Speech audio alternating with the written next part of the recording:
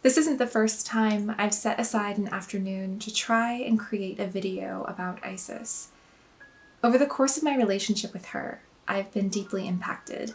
I've been healed, inspired, and guided, but I've been knocked down too. I haven't been able to compact all of these things into a single video, so I've decided not to.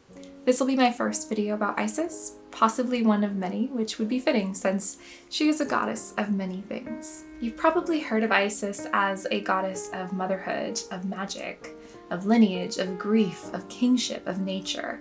She also has a number of titles that have come down to us from the ancients. They called her the Queen of Heaven, the Mother of the God, the Speaker of Magic, the Lady of Magic, the Many-Shaped, the Giver of Favors, Bringer to Harbor, She of Beautiful Form, the Lady of the Sea, the Mysterious One.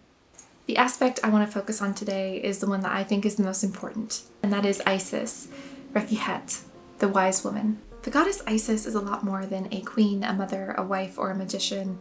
In her more personal capacity, she is essentially a philosopher. If you decide to worship Isis alongside other gods, you might come to know her as her identity in relationship to them and the qualities that that identity takes on. If you worship Osiris, for example, you will come to know her as that devoted wife, queen, and mourner. If you worship her alongside Nephthys, you will come to know her as death's counterpart, a life giver, or as a compassionate sister. If you worship her alongside her son Horus, she is a foundation, alongside Ra, a cunning magician. Perhaps this is why she has so many aspects and faces and names. Her multidimensionality demands it. But however you come to know Isis, whether from afar, up close, casually, or devout, it's her aspect as a wisdom seeker and a wisdom giver that doesn't go away. It is innate to her personality, and it is how she invests her time. In her myths, you'll notice again and again the ways in which Isis is either demonstrating her wisdom or seeking more. She is incredibly patient, willing to wait years for the right timing of her son Horus to take his place on the throne. She is determined, searching Egypt for ages for her lover Osiris in order to stitch him back together and perform the miracle of resurrection. She is cunning enough to trick Ra. She is adept in the ways of poisons and medicine, enough to manage a small army of scorpions. And when we step back and consider what it is that a philosopher, a wisdom keeper, does, we can see why she can heal. As a goddess of life, she rules far more than just that first breath. She also rules the creation of descendants. She rules the love that we experience throughout our lives, the need to seek, the need to strive, and she also rules the mourning we feel when life ends. In this way, she's not really a doctor or a counselor or an academic. The combination of traits that she has is a lot more shamanic in nature. I think the easiest way to comprehend her energy is to think of her as the highest vibration of an archetype that we might associate with Virgo. Which leads me to her mysteries. Isis was a beloved goddess in the ancient world who not only gained popularity over the course of Egyptian culture, but spread throughout the Mediterranean rapidly. She became beloved by everyday people, especially women, sailors, and those in mourning, from many cultures. Her cult was even in direct competition with early Christianity for a time. This wide worship of Isis eventually formed a mystery religion around 300 BCE. A closed, secret society emerged that had its own rites of initiation, its own sacred practices and secret celebrations, and its official doctrine was that Isis herself was the one who commanded its creation, because she wanted her stories that demonstrated her wisdom to never be forgotten. According to Plutarch, quote, "When the sister and the wife of Osiris, as his avenger, had tempered and extinguished the fury of Seth, she desired that the struggle, the danger, and the wanderings which she passed through, being so many acts of courage and wisdom, should not be forgotten.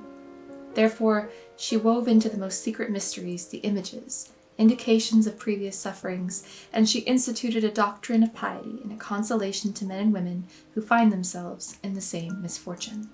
A while back, I posted something to Instagram that got me a few worried DMs. I said that my prayers always are answered when I pray from a very broken heart. In other words, when I am at my most desperate or my rock bottom, that is when miracles appear. That is when my wishes and my prayers work a lot like spells. I was referring to an experience that Plutarch documents here. Isis gives favors to those in misfortune. So why? Well, Isis gained her great wisdom through great suffering. Her empathy for other beings runs deep, and she expresses her empathy, especially when we grieve, when we love, Let's look a little closer at this idea of initiation.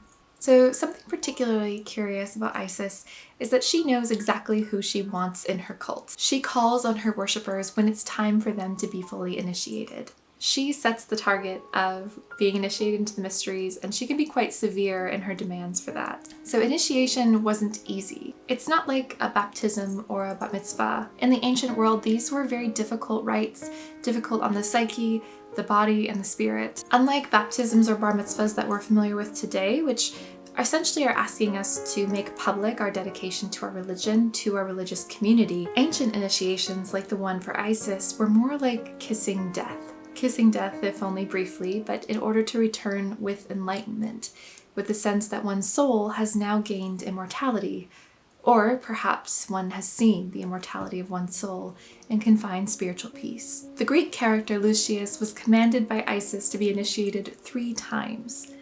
The first for her, the second for the mysteries of Osiris, and the third as a recommitment after he had lost his initiate sacred garment. So though Isis enjoyed wide worship and being beloved by many, we also know that she expected the most devout, or those who might be worthy of deeper mysteries, or possibly worthy of her gift of immortality, to undergo certain trials for the sake of wisdom, and maybe have to undergo them multiple times. If you're familiar with Buddhist ideas of suffering, that life is essentially a continuous cycle of suffering that we must essentially just find wisdom in, it's kind of similar to that. This isn't really too far from the essential lessons of Isis, but hers are a little different. She isn't apathetic to our suffering. On the contrary, it is her empathy that makes her the bestower of blessings, a giver of favors. She offers insights, and indeed, she offers miracles. Today we're just going to focus on starting a relationship with her, or those early stages. So first, why Isis? Isis is a very accessible deity if you want to worship her casually. As a mother goddess, she is very accustomed to being sort of,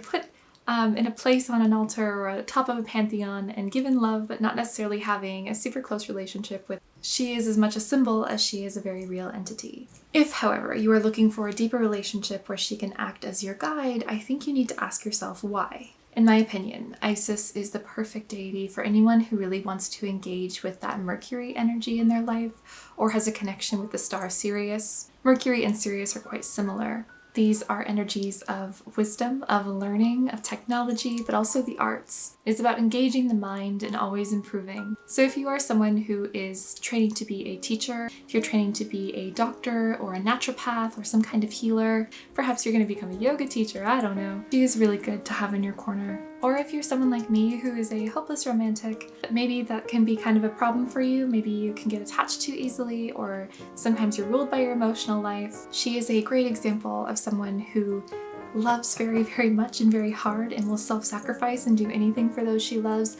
while also making time for her own development and her own pursuits, essentially. Or the opposite is true. If you are a workaholic and you don't make enough time for your family or your loved ones, she can teach you how to balance. And if you are very much into metaphysics or any magical crafts, she is absolutely a great goddess for you. She will encourage you to study and take care, to stay committed. She loves commitment.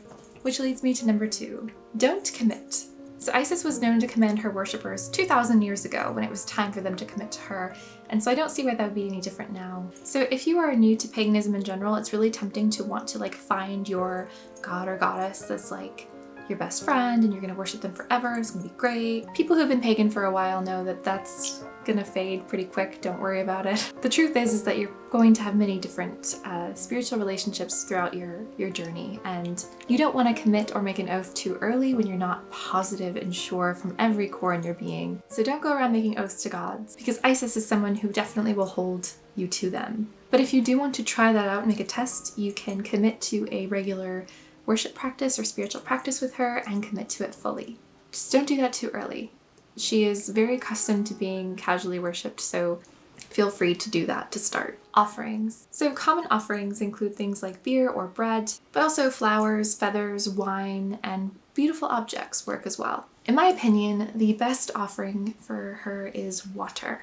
I say this because she is a goddess of life, but also because in her myths she always does things in a very simple, direct way. If you are also into any sort of contemporary witchcraft or contemporary practices, making moon water for her is a great idea, either on a full moon or when the moon is in Virgo. Solar water works too if you wanted to make like a nice tea. You can either let the drink evaporate or you can have it yourself. The reason for this is that Egyptian offerings are typically consumed by the worshipper or the priesthoods at the temple. That is because the ka of the offering, the spiritual energy, is transferred to the deity because the deity themselves are spiritual energy. Whereas the physical object remains, and thus we as physical objects are totally okay to consume it and not let it go to waste. That's one reason I typically don't offer dried flowers or dried herbs to Egyptian gods. I do make some exceptions for Isis because I do like to give her flowers, so I do give her like dried rose petals like you saw at the beginning of this video. I do it because it's easy, but fresh is best, and once they start to wilt, take them off the altar. Devotions. So devotions are essentially offerings that don't get left on the altar, and the best devotional acts to Isis are going to be the ones that she cares about, or ones that actively improve the world for others, or are actively improving yourself. You may want to volunteer your time with children, with the elderly, or with those who are in mourning. You may want to study magic, or healing, or herbalism. Or you may want to write her poetry and hymns, which is very common in the day. Whatever it is, make sure that it's definitely in her name. You can call her into your space or devote that time, let her know in prayer that it's for her, essentially acting as an agent of Isis on the earthly plane. No, crying. At the beginning of this video, I mentioned that I have been knocked down by Isis just as much as I've been healed. What I mean by that is that she is quite severe, even though she is warm and loving. I also mentioned earlier that she could be thought of as like the highest vibration of Virgo. It is a loving severity. It is a perfectionism. There is a standard that must be met. You can make mistakes. Mistakes will always be forgiven, however, but that doesn't mean that they'll just be forgotten. It doesn't mean that you'll be enabled to continue to behave in a certain way or put certain things off. Isis is not an enabler. She expects growth from you. She expects you to mature and to grow in your own wisdom, to grow in your knowledge of self. Isis is the goddess of my home and my family. I named my daughter for her. She is the reason my husband and I met and were married. I don't really do too much elaborate stuff for her. She's sort of like the bedrock of my life, the throne upon which we all sit. I go to her for advice, I go to her for guidance, I go to her when I need to make a decision. She has the wisdom of perspective, and I trust that she's going to always give good guidance. I guess what makes Isis really interesting in that way is that there are a lot of gods that you could pray to, that you could worship, that you could work with, whatever you want to call it as a neo-pagan, that you could sort of place in front of you and say, okay, this is who I'm working with. And those gods do value striving in some way, or being studious, or wisdom. I think what makes Isis interesting among those is that she doesn't want you to pursue those things for power. She doesn't want you to pursue those things for a status. She's very oriented toward the good of all, the good of the people, which means she doesn't really tolerate bullshit. Thank you so much for watching this video. It was a little different than my other ones. I've been learning animation. I felt really inspired to do something different for this because I have been putting off making an Isis video because I don't really know where to start.